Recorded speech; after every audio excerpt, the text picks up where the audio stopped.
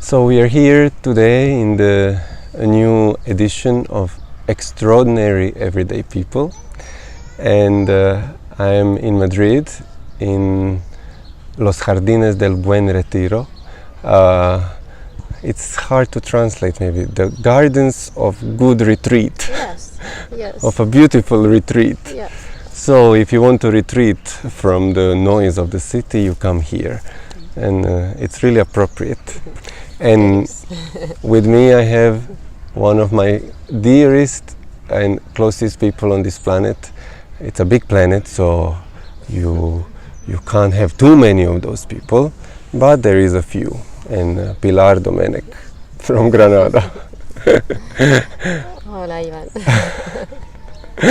It's a beautiful surprise to meet you, Pilar, in Madrid, because I know you from another place. Well, I was born in Madrid. Indeed, the Buen Retiro Gardens was my place to play, my garden, because my house is just over there. But I did move 30 years ago to live in Granada. Uh-huh.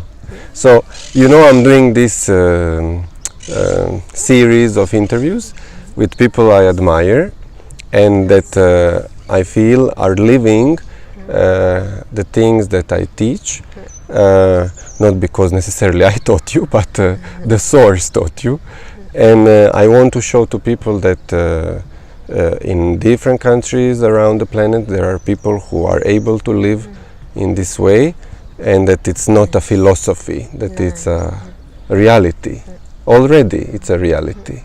So what keeps you so in line? You know, that when I see you were running a restaurant, you have a company, you are a ski instructor.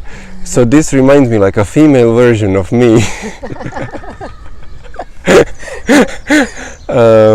But you have your challenges in life, and you seem to be unaffected by them, even though I saw that financially or with relationships or with different things, there are many things where people would get afraid, they would get depressed, they would be in panic for their existence, and you are not.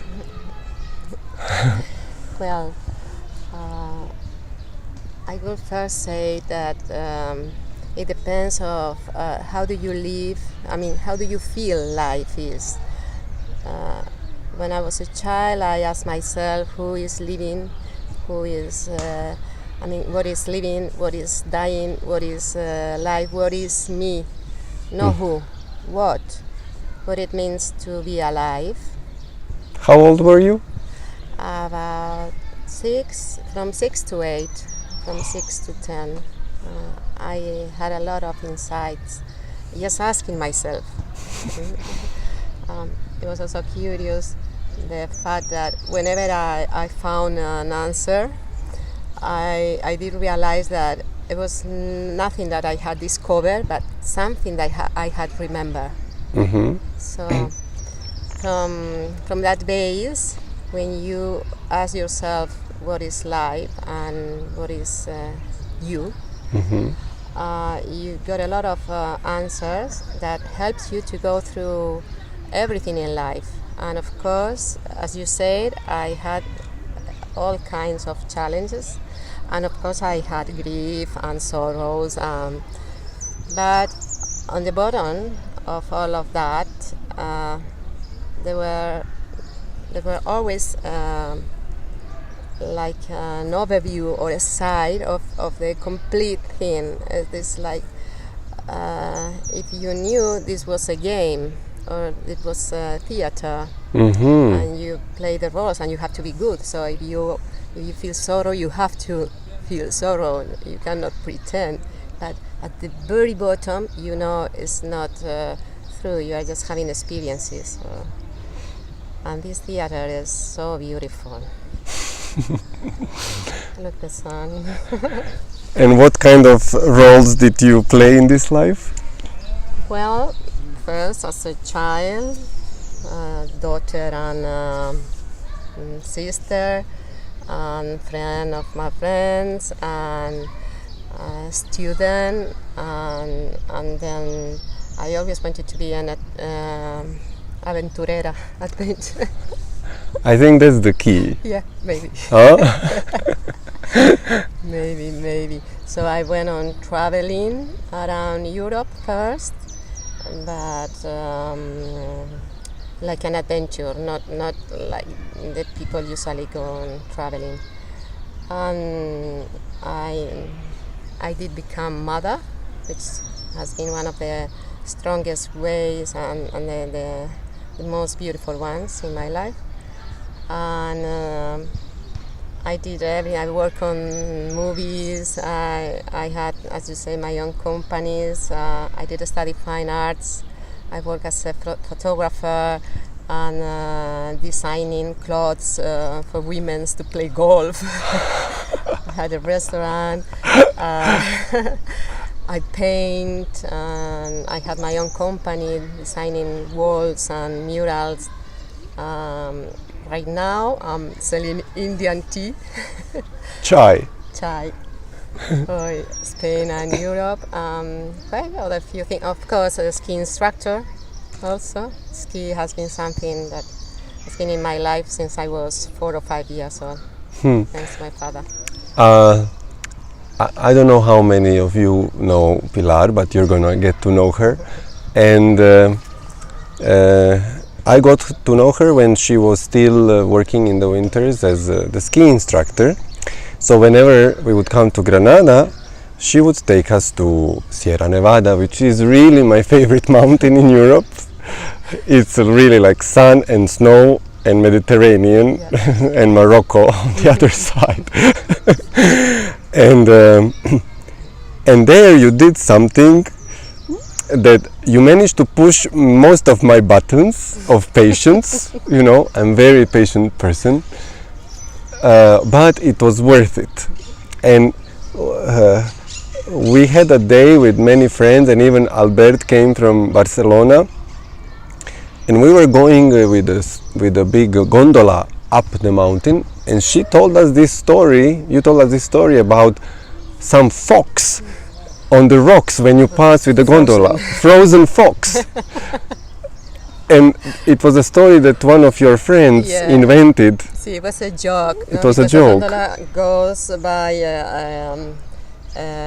big rocks, and then this friend of mine, he thought, oh, why don't we take a fox when es disecado, cuando está un animal disecado. Yes, it's a stuffed animal, like a real animal that they prepared. Yeah. So he was a good climber. He went to the rock, he put it there, and then every morning when we were coming up, we were making jokes about the fox on the rocks, because people didn't know that it was. I was going with the snow. People thought it was a frozen fox on the rocks. Anyway, that day we were coming to the end of the day, and the chairlifts stop at 4 p.m. and maybe at 3:40 or something like this, you tell us, let's go the last run to catch the last we had to go with one gondola to the peak and then down skiing and then catch another one, the pulley. I remember it was almost impossible for us to meet because we were in different places. We just calling by phone. And what was the reason? What were you saying? Why that you discovered something? I discovered the house of a fox, a hole. In which there was a fox. She said, I discovered the hole in the ground where the fox lives, and I want you to go to see. And I thought, this is totally insane. Why are we skiing in the last minutes? We are not gonna make it, and we are really like, I was struggling with snowboard to catch. And I thought, Pilar, she's crazy. I mean, I really don't want to go to see any stupid fox house, you know. But Albert said, but let's do for love of Pilar, you know, she really wanted to, and let's do her a favor, you know, that's the least we can do. And I thought, okay, but I was really like upset. And then we come, and then after skiing we had to like walk, because you can't really ski there, so we were walking in the snow on the top of the mountain. And then she's like, look here, and then there was champagne. You brought champagne glasses and champagne bottle, and I have still photos where we celebrate with it. Then I thought, Ivan, you're so stupid, you know, like, how could you think that, you know, like, it was so... We were the only ones. Yes. Everything was already Closed. The last sun rays when... And we were watching the sunset from the top of the mountain, drinking champagne in the middle of nowhere, really. So beautiful. And my God, I mean, I will remember that all my life, you know? Just somebody making the effort. You had to go there. Yeah, when they're hiding from yourself, So, or yes. all of you. I had to go there to put the champagne inside the snow, because My you God. discovered that. I remember Joseph. I said, I'm afraid of fox. Would you please take the snow away? And he did it, and he found the champagne. I forgot that part, that I was digging through snow and discovered champagne. And really, when you have people who are willing to go beyond just for joy, just for pleasure, just for surprise of the people, and she cannot have a bad life. And what I told her this morning is that I see that even though when you have obstacles, when you, for example, you have a beautiful home in Granada and you had to leave it and rent it out because financially it became difficult for you. For most people this would be traumatic, but on you I would never see that. I was mean, looking at myself also, yes. how will I react. I love doing, what to say, exercises. I love to push myself to certain situations, just to have a look how I do behave, how I do feel. The house for me is very important. Mhm. I didn't know when I was young that house would be so important for me. But then I decided to do it as an exercise. It's like I decide I get off of my house, and And that it was it, that, Yeah. that's it. that is. Wow. Wow. No, really, I see that you do not sacrifice to enjoy life, no matter what. I think it's something that you choose. You cannot manage the circumstances, but the only thing you can do is to face them in a way that you choose. Mm-hmm. And I have many reasons to be sad or to feel bad, and those are real ones. But I have many reasons to be happy and to be like in heaven. And what I seen and what I always try to do is to choose which one I want to put the focus on. That's all. Sometimes I just go there, but then I say, no, it's me who choose. So then I go back. Wow. Well, you are one of the people. Yesterday I gave a talk in Croatian about what it means to offer yourself to the service of humanity, and how before, now I serve in a different way. But before, when I worked in companies and I was earning a lot of money, I was serving, that I was paying to serve. I was spending my own money to be able to go and help, and I calculated that probably around 7,000-8,000 euros a year I would spend on to serve, to help, to organize projects and voluntary activities. but I never looked at that money. Like at that time I didn't even know that's how much I was spending. I was not counting anything. Now I thought, let me think about it to teach people. And I was surprised, like, and in 8 years that's like 50,000 euros. I could buy a house.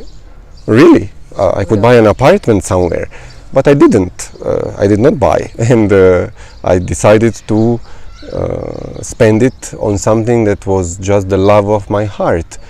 And I could see later, when I dedicated fully to serve the humanity and not to be preoccupied with earning money, that the same life that I was serving all these years was serving my mission, or not my mission, his mission through this body, and through people like you that would accommodate me and feed me and organize. And so I could see that in the last 8 years pretty much it would be impossible for me to conduct the work and the mission I'm doing without people like you and Socorro and Miguel. I'm going to interview them separately. By the way, the champagne was Miguel's gift. He gifted the champagne. My God, you see? And because he couldn't come. Yeah, he was sorry not to be with us. And really, I really want to say, everyone, to know, when you are serving life, when you're serving the planet, the people, don't think about the immediate effect, because you can be sure life is always balance. For me, life is equilibrium. It can never be in balance, disbalance. So for sure that life will always give even more than you are capable of giving, because it doesn't know anything else. So when people like you also surrender and give yourself in the open, I know that life has gifted you in return for so many things. Of course. In fact, the same attitude of giving, the very attitude of giving, at least for me, most of the times, I felt it as a privilege. The fact of meeting you, for example, or any other people who is serving humanity in a way, and be able to be close and to help in any teeny way, I feel it like a privilege. Then it's like I'm receiving because it's like it's me helping here. And you're helping yourself. Yeah, in this way. I mean, having the chance of experience life from that deep experience of meeting people who are doing very big things for humanity, it's a gift. It's a gift. So it's something that I'm receiving. If also there is something I can do, then it's like, wow. See, I'm so happy. Wow. And where do you live now? What do you do? Right now, I'm here in Madrid, but also going frequently to Granada, living in a cave in Granada. Nice one. Because of my business, because many years ago, well, not so many, about 5 years ago, I decided to settle up a business, bringing chai from India and selling it here in Spain and Europe. And right now it's a very, very important moment or time, and it's easy to do it from Madrid. I was impressed with your story. Can you believe this? So she exports chai from India to sell it in Europe. It's a special girnar, it's called. It's an instant chai with herbs, beautiful, really something special, and I invite everyone to try it. You can buy it in El Corte Inglés. We do in Amazon as well, girnar. So But it's a small operation. I mean, for the millions of people that live in Spain and in Europe, hundreds of millions, it's really like a little. And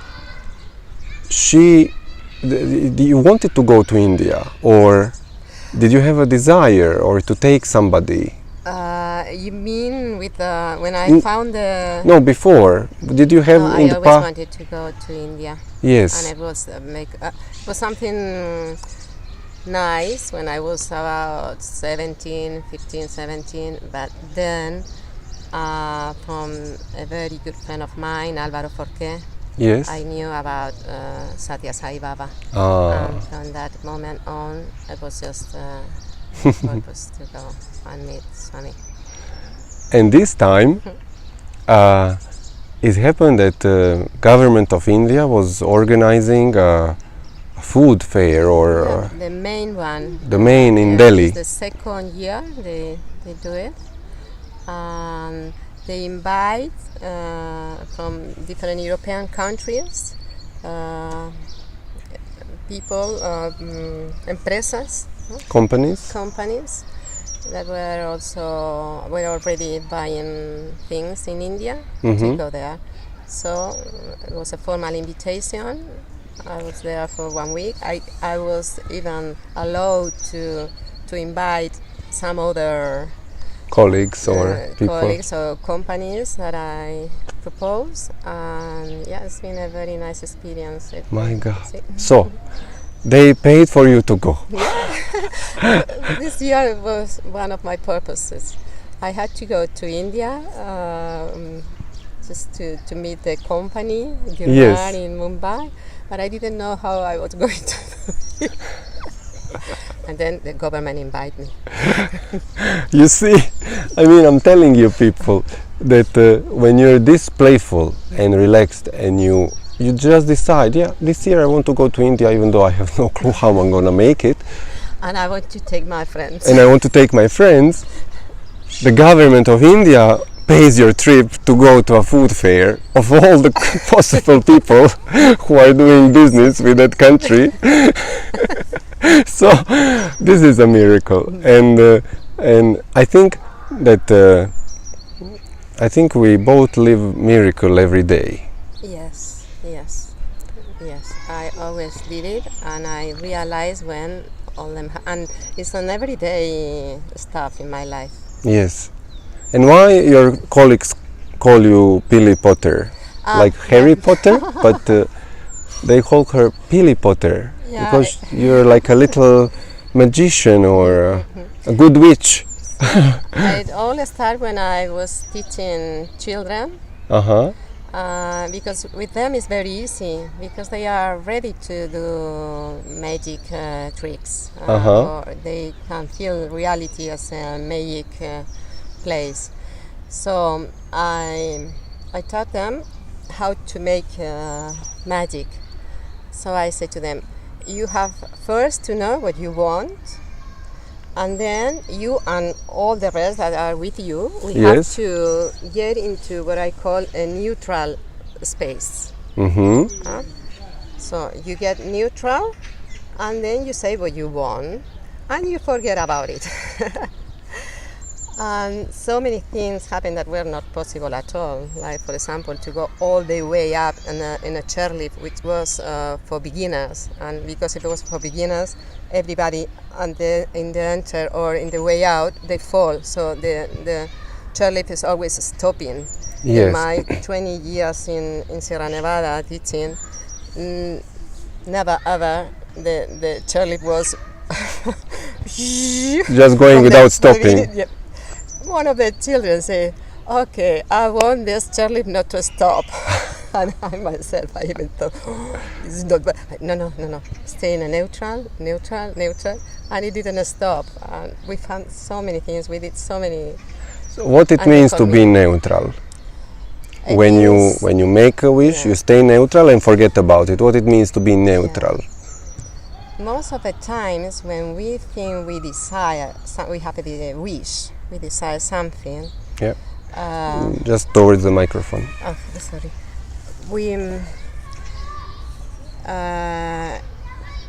that wish usually comes from lack. Mhm. We There miss is a lack something. of something Yeah. missing. We miss something, and because we miss something, we have not something, we ask for that. Sometimes I explain it like when you are painting a canvas, and it's always nice, but then you look at it and you think, oh, if I put here a flower, it will be better. Mhm. So this is like a wish from a neutral space. It's something you don't need. It's something you wish so light. So when most of the times we ask from a space of lack, we miss something. And when you ask from that space, it doesn't work. So you have to manage, as I said, to get neutral. That means I don't remember right now that I need that or that I want that.